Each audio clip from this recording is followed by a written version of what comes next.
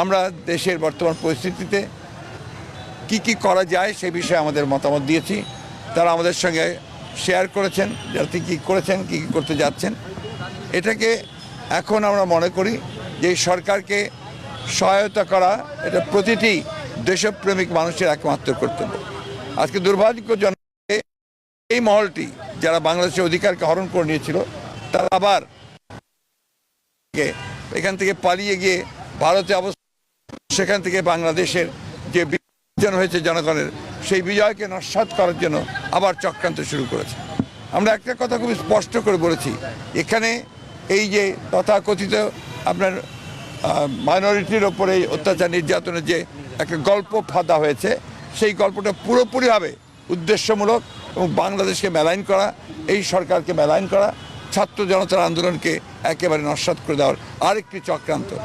খুবই দুর্ভাগ্যজনক যে এত হত্যা, এত নির্যাতন, এত নিপীড়ন এবং এতগুলো ছাত্রকে হত্যা করা, শিশুকে হত্যা করার পরেও সেই দলটি আবারও তারা বিভিন্ন রকমভাবে কথা বলছে যা বাংলাদেশের মানুষের স্বার্থের বিরুদ্ধে।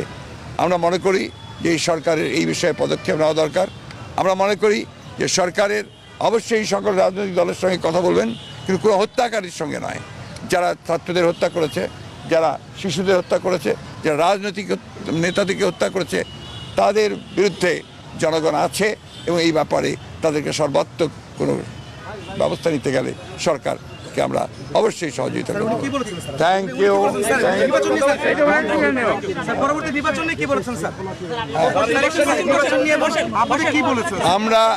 আমি একটা কথা বলি, নির্বাচন নিয়ে আমরা কোনো কথা বলিনি, কারণ আমরা বলেছি যে আগেও বলেছি, আপনাদেরকে জানেন যে একটা নির্দিষ্ট সময় লাগবেই এই আপনার নির্বাচনের জন্য উপযুক্ত পরিবেশ তৈরি করতে।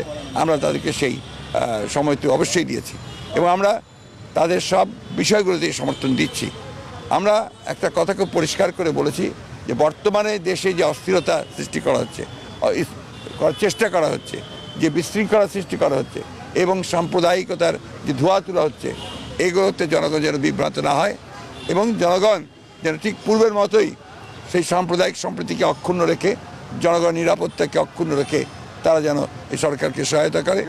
আমরাও পুরোপুরিভাবে তাদেরকে সেইভাবে সহায়তা করছি, করে যাব। সরকার তো কাজ করছে, আমরা তো সেটা আশ্বস্ত। ধন্যবাদ।